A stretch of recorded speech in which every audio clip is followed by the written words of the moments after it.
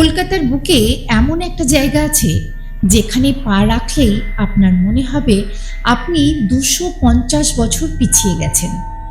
শুধু তাই নয়, এই জায়গার মাটির নিচে লুকিয়ে আছে কলকাতার প্রথম গ্রেভ ইয়ার্ড বা কবরস্থান, আর তার সাথে জড়িয়ে আছে জব চার্নক থেকে শুরু করে বেগম জনসনের রহস্য। মুনমুন স্টেশনে সবাইকে স্বাগতম। আজ আমরা এসে পৌঁছেছি বিবাদীবাগে অবস্থিত ঐতিহাসিক সেন্ট জনস চার্চে। চলুন আজ এই চার্চের ভেতরে লুকিয়ে থাকা কিছু অদ্ভুত এবং অজানা ইতিহাসকে খুব কাছ থেকে এক্সপ্লোর করি। ভিডিওটা শেষ পর্যন্ত দেখুন, কারণ শেষে দেখাবো এমন একটি ছবি যা নিয়ে একসময় কলকাতায় তোলপাড় পড়ে গিয়েছিল।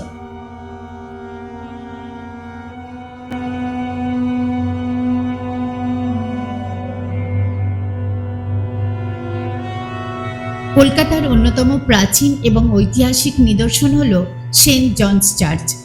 1787 সালে তৈরি এই চার্চটিকে কলকাতার মানুষ পাথুরে গির্জা নামেও চেনে এবং জব চার্নকের সমাধিসহ বিভিন্ন গুরুত্বপূর্ণ স্মৃতিসৌধ ধারণ করে। এই চার্চের প্রতিটা কোণায়, প্রতিটা পাথরে যেন ইতিহাস কথা বলে। পাথুরে গির্জা নামে পরিচিত এই স্থানটি জোহান জাফানির বিখ্যাত দ্য লাস্ট সাপার পেন্টিং এবং অন্যান্য ঔপনিবেশিক ঐতিহ্যের জন্যও পরিচিত।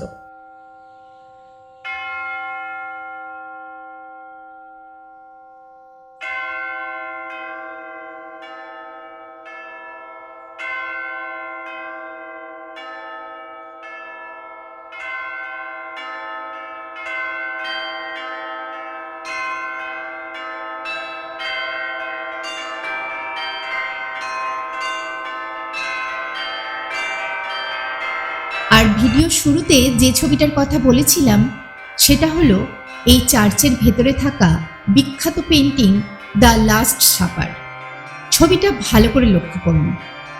চিত্রশিল্পী জোহান জাফানি যীশু খ্রিস্টের শিষ্যদের মুখাবয়ব তৈরি করতে সেই সময়কার কলকাতার কিছু নামি দামি ব্রিটিশ আধিকারিকদের চেহারা হুবহু নকল করেছিলেন।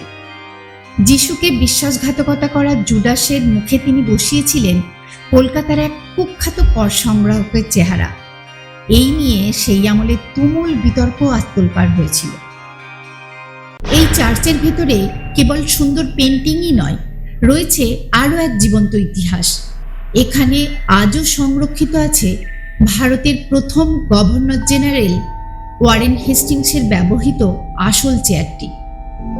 ছবিতে যে সেগুন কাঠের বড় বহুভুজাকৃতির টেবিল এবং তার চারপাশে রাজকীয় চেয়ারগুলো দেখা যাচ্ছে, এগুলোর গভীর ঐতিহাসিক গুরুত্ব রয়েছে। এই টেবিলটি ঘিরে একসময় ব্রিটিশ কাউন্সিলের সদস্যরা গুরুত্বপূর্ণ বৈঠক করতেন।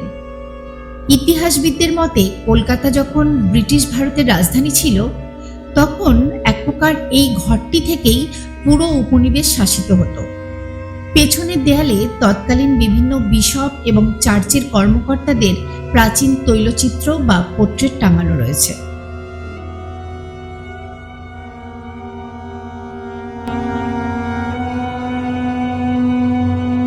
আর চার্চের উত্তর পশ্চিম কোণে এগোলেই আপনি দেখতে পাবেন একটি সাদা রঙের স্মৃতিস্তম্ভ। এটি হলো কুখ্যাত ব্ল্যাক হোল মনুমেন্ট বা অন্ধকূপ হত্যার স্মারক।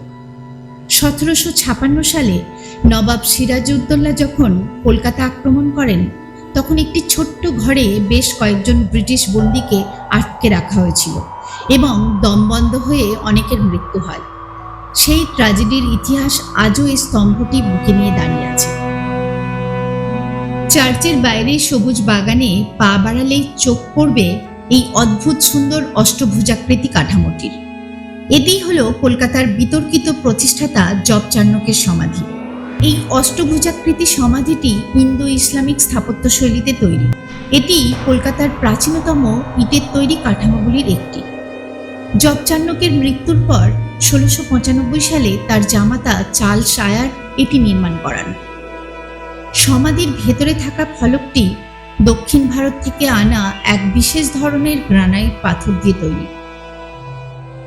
ভূতত্ত্ববিদ টি.এইচ. হ্যালন্ড জব চার্নকের নামানুসারে এই পাথরের নাম রেখেছিলেন চার্নকাইট। জব চার্নকের ঠিক পাশেই রয়েছে কলকাতার গ্র্যান্ড ওল্ড লেডি বা বেগম জনসনের সমাধি। বেগম জনসন, যার আসল নাম ফ্রান্সিস ক্রো।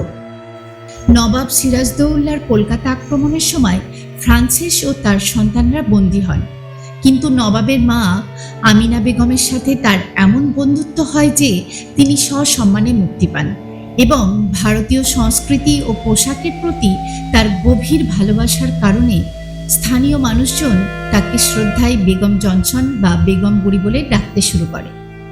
1812 সালে কলকাতায় মারা যান।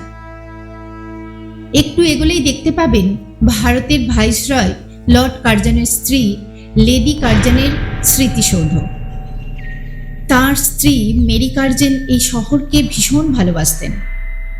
তার মৃত্যুর পর লর্ড কার্জন সেন্ট জনস চার্চের এই চত্বরেই তার প্রিয় স্ত্রীর স্মরণে একটি অপূর্ব সুন্দর স্মারক ফলক স্থাপন করেন, যা আজও আমাদের সেই সময়ের রাজকীয় ভালোবাসার কথা মনে করিয়ে দেয়।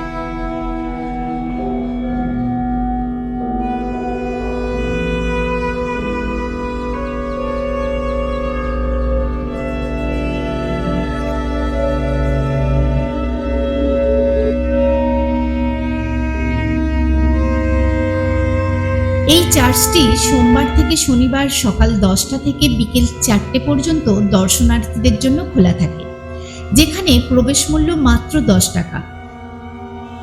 বিবাদীবাগ এলাকার কাউন্সিল হাউস স্ট্রিটে অবস্থিত এই শান্ত স্থানটি কলকাতা ভ্রমণের একটি বিশেষ আকর্ষণ।